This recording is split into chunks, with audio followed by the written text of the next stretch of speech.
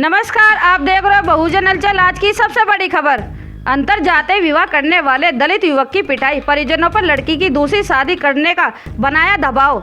बता दें कि गाजीपुर में एक दलित युवक को अंतर जातीय विवाह करना उसके परिवार के लिए मुसीबत बन गया।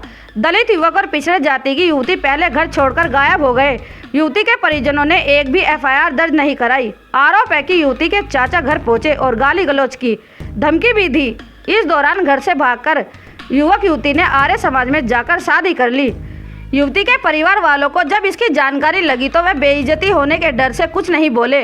दोनों परिवार में आपसी सहमति से आना जाना शुरू हो गया। आरोप है कि अप्रैल 2022 की शुरुआत में युवती को उसके परिजन ने भेजने से मना कर दिया था। इस मामले को लेकर 30 अप्रैल को दोनों परिवार में हाथापाई हुई। आरोप है कि आरोपियों ने युवक को कमरे में बंद करके पीटा, जिससे युवक का सिर फट गया। पिटाई के दौरान युवती के परिजन का हाथ भी टूट गया। युवक ने जान बचाने के लिए 112 पर शिकायत की। मौके पर पहुंची पुलिस ने युवती के परिजनों की तहरीर पर युवक के परिवार के खिलाफ मुकदमा दर्ज कर लिया। आरोप है कि युवती के परिजनों ने दबाव बनाने के लिए मुकदमा दर्ज कर लिया और 15 दिन के अंदर चार्जशीट दाखिल कर ली। साथ ही युवती की दूसरी जगह शादी भी कर दी। इस मामले में युवक के भाई का आरोप है कि वह न्याय के लिए लगातार अधिकारियों के दफ्तर के चक्कर काट रहा है, लेकिन कोई सुनवाई नहीं हो पाई है। आरोप है कि डीएसपी से लेकर एएसपी नगर तक गुमराह करने वाली रिपोर्ट लगा रहे हैं, जबकि पुलिस अधिकारियों का कहना है कि आवेदक मुकदमे में आरोपी है, इसलिए वह झूठे आरोप लगा रहा है। संदीप आगे बताते हैं, आपसी रजामंदी के बाद ज्योति यादव अपने मायके जा रही थी। वह हमारे घर में कुछ महीनों तक रही।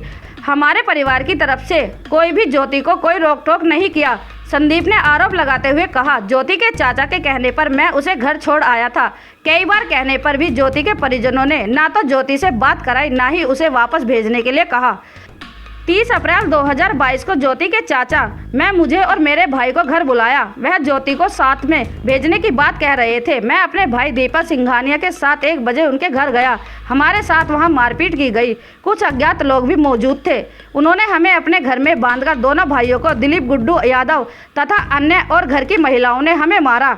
इस घटना में मेरे भाई का सिर फट गया।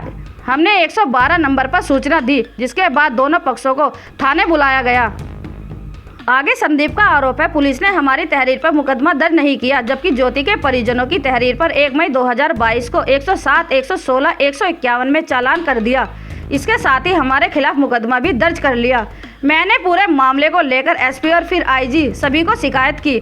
हमारी कोई भी सुनवाई नहीं हुई। इस मामले में पुलिस ने 15 दिनों में ही चार्जशीट दाखिल कर ली। मैंने पूरे मामले को लेकर सीएम पोर्टल पर भी कई शिकायतें की, लेकिन हमारी कोई सुनवाई नहीं हुई। पुलिस मुझे और मेरे परिवार को एक तरफा आरोपी बनाने में जुटी हुई है।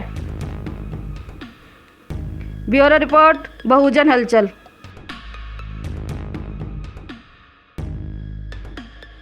अगर आप चाहते हैं गरीब हर वंचित इंसान की आवाज आप तक पहुंचे तो हमारे चैनल को सब्सक्राइब करें और बेल आइकन का बटन दबाना ना भूलें। देखते रहिए बहुजन हलचल न्यूज।